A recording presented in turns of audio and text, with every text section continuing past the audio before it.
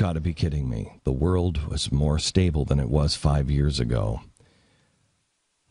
This is why, honestly, we don't concentrate on presidential speeches anymore, because blood shoots out of my eyes.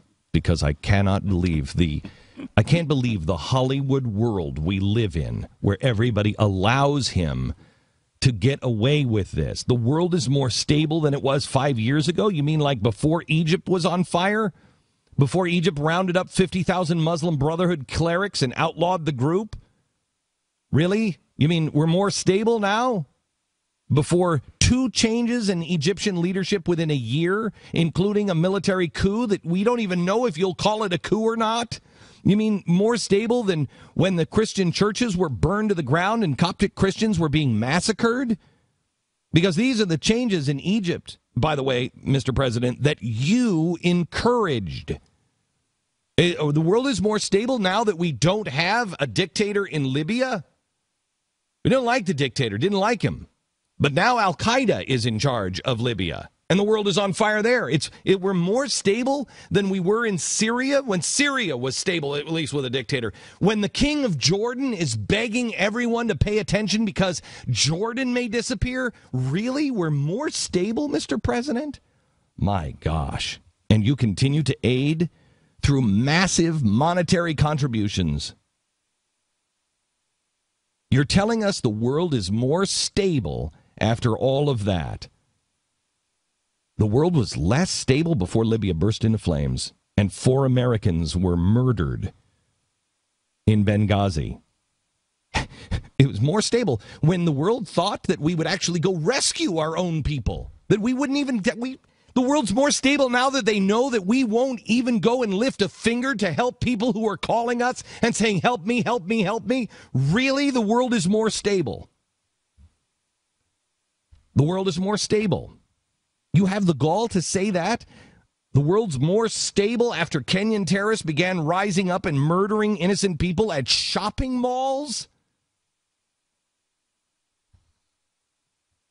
The world was really less stable before the Syrian civil war, which hundreds of thousands of people have been killed. Chemical weapons were used because we destabilized the world, Mr. President.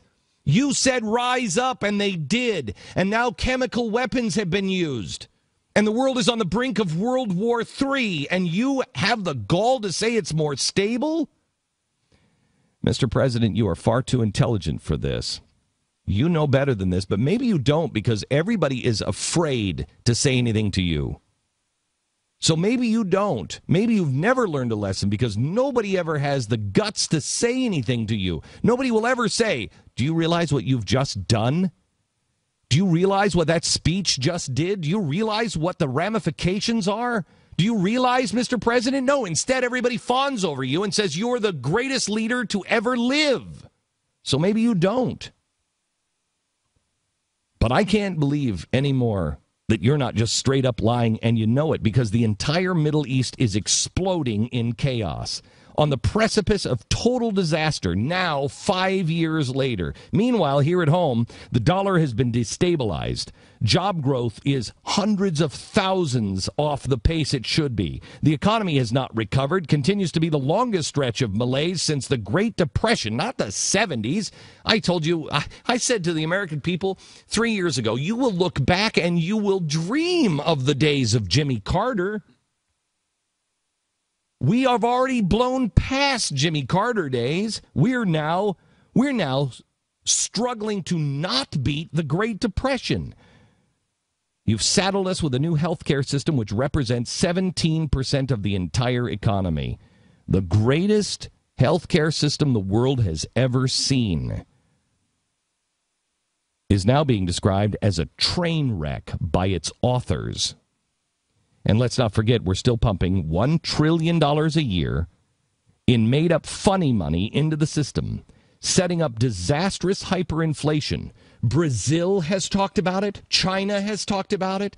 Africa has talked about it. All of our allies have talked about it. Russia, China, our enemies have all talked about it and said, you will destabilize the world and you will cause the world to go hungry and starve to death because everybody uses our dollar as their gold standard. And you've destabilized that when millions of people starve to death because the United States of America devalued its money. And the world keeps good on their promise to blame it on us because they already are. Look at what the IMF said. The IMF has already come out and said, you can't stop printing anymore. You can't stop now because you're already hurting all the other countries. You stop printing now, you'll throw everybody into chaos. Let me understand this. Is that really your idea of stable, Mr. President? Is that really what you think is stable? Because to quote the Princess Bride, you keep using that word, and I do not think it means what you think it means. And as always, while addressing foreign diplomats and leaders, he again showed his true innermost feelings about our country. Yeah, the notion of American empire may be useful propaganda, but it isn't borne out by America's current policy or by public opinion. Wow. Wow. Could he put it any more clear? Could he? Really? Could he put it to you and the rest of the world any plainer than this? This notion of the American empire isn't borne by America's current policy. What president would ever say that? What? That's a tactic admission that in the past we have been, in fact, an American empire, an imperial nation. Will anyone ask the president that question? Is there a single journalist that will ask him?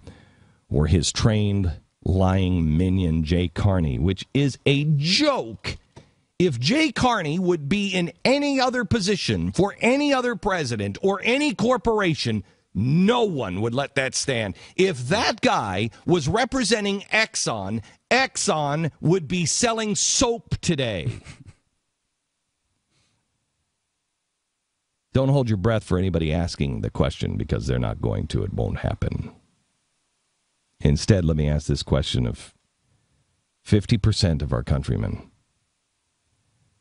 I don't care what anybody has ever said about me. I was against George W. Bush. I thought he was, by the end of his term,